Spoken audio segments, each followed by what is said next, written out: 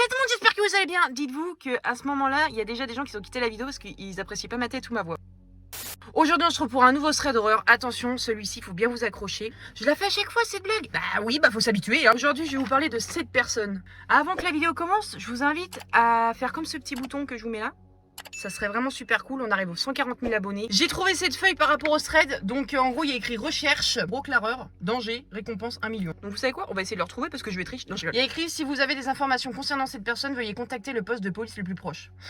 Première réaction, si je vois ça, je pense que je m'enfuis. Je prends même pas le temps d'appeler les flics en disant ah il y a un moche dégueulasse devant moi. Non, cette femme que vous voyez sur cet avis de recherche, c'est une patiente de l'hôpital psychiatrique de Casbah, situé dans le Maine-et-Loire. Elle s'appelle Béatrice. Elle a 54 ans, mère de famille je pense, on va le savoir après. Elle est recherchée par la police depuis 10 ans, suite à de nombreux actes horribles qu'elle aurait prémédités, comme faire des enfants pour les dévorer quand il arrive à l'âge de 3 ans.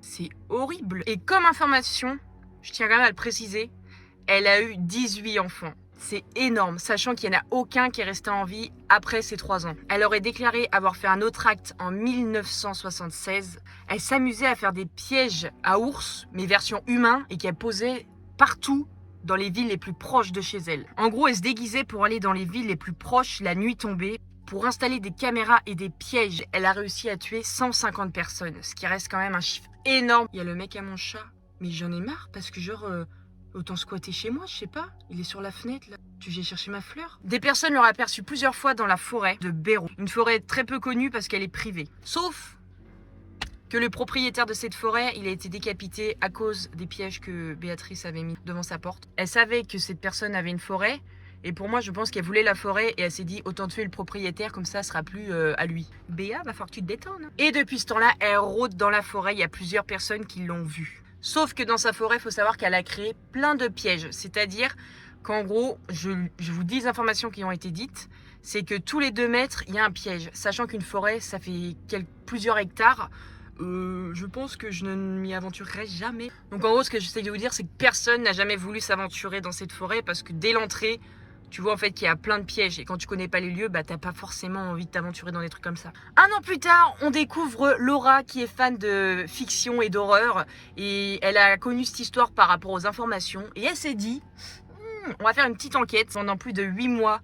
Jour et nuit, elle a recherché des informations par rapport à cette personne parce qu'il faut savoir que Laura, elle est psychologue et pour elle, il se peut qu'elle ait ça de chance que Béatrice redevienne normale. Donc je disais, après 8 mois de recherche intensif, elle décide de mettre les pieds dans la fameuse forêt. C'est une très mauvaise idée. On sent tous que Laura sent le cramer.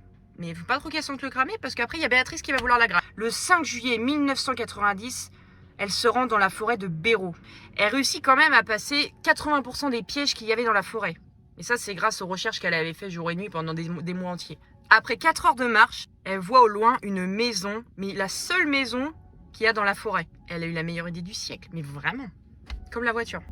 Elle est partie aussi vite. Non, non, elle est pas partie. Bah non, elle est conne, elle est conne. Elle décide de s'y approcher discrètement, mais toute personne qui dit « Ouais, t'inquiète, j'y vais discrètement », c'est faux, c'est totalement faux. Elle a eu l'idée quand même de filmer, parce que bien sûr, dans plein milieu d'une forêt, il n'y a pas de réseau, mais elle s'est dit, si j'arrive à survivre, au moins j'aurai des preuves que j'ai été aussi loin. Une fois devant la porte d'entrée, et elle cherche la sonnette, parce qu'il n'y a pas de sonnette, Béatrice, elle n'aime pas être dérangée. Elle voit une espèce de corde, mais tu sais, comme les cloches qu'il y a dans les églises. Elle a tiré dessus, et logiquement, ça devrait faire un bruit sympa, tu vois. Elle entend un cri, et elle comprend la connerie qu'elle a fait en faisant ça. Et je pense que c'était le plaisir de Béatrice à chaque fois qu'elle rentrait chez elle. En fait, Laura, elle a tiré sur la corde et ça a coupé une tête. Donc, ce qu'elle a eu comme réaction, c'est qu'elle a paniqué énormément et elle a couru dans le sens inverse. Sauf que, avec l'adrénaline et tout, elle a complètement oublié les pièges. Les pièges, ils t'ont pas oublié. Hein. Elle s'est pris un piège. Et depuis, on n'a plus de nouvelles de Laura. Moi, je pense qu'elle s'est fait graille parce que Béatrice, elle aime bien se faire des festins. Mais autant aller au McDo, merde. Ça, j'ai peur de vous le raconter parce que j'ai pas envie de vous faire peur, mais ça m'a fait peur. Donc, tu sais, quand il y a quelque chose qui me fait peur, j'aime bien raconter à une autre personne pour qu'on soit 2 à avoir peur. Je te jure. Petite anecdote, parce que je sais qu'il y en a souvent dans mes vidéos. Quand je regarde un film d'horreur, j'aime bien être avec une autre personne parce que je me dis, oui, ça, si ça me traumatise, à la limite, on sera 2 à être traumatisés. Parce que si je suis toute seule, je vais me sentir très très mal. Je sais pas s'il y en a plusieurs qui ont la même réaction, mais ça serait bien, hein, rassurez-moi, que je suis pas bizarre. Depuis 2010, on a trouvé exactement les mêmes pièges partout chez des gens. C'est partout dans la France. La police a bien déclaré qu'il fallait vraiment verrouiller très fortement les fenêtres, les portes de leur maison et de votre maison, parce qu'au cas où, on sait jamais. Non, arrêtez de flipper, sinon je vais flipper et on va tous se chier dessus, c'est pas le but. Et ils mettent quand même en gros et en rouge. Ça se trouve, c'était Béa qui était dans sa voiture là. Et c'est bien précisé en rouge. Surtout, n'hésitez pas à installer des caméras de surveillance parce qu'apparemment, elle se déplacerait assez vite et elle pourrait être n'importe où en France. À n'importe quel moment entre... Attention, je vais vous dire les heures, calmez-vous. 23h et 5h du matin. Il y a quand même écrit en gros. Faites attention, il pourrait bien être pas loin de chez vous à l'heure actuelle. Oh, putain. On fait pas... Non, les gens... Ah bah t'es là. Bah Béa. Non mais attends, faut pas faire des choses comme ça, hein, espèce de grosse... Et je vous souhaite une très bonne journée, une très bonne soirée, ça dépendra quand vous regarderez cette vidéo. Allez, ça se trouve, même le tchous à la fin, ils se barrent tous. Bon, je vais me fumer un gros pétard, sa mère. C'est une blague.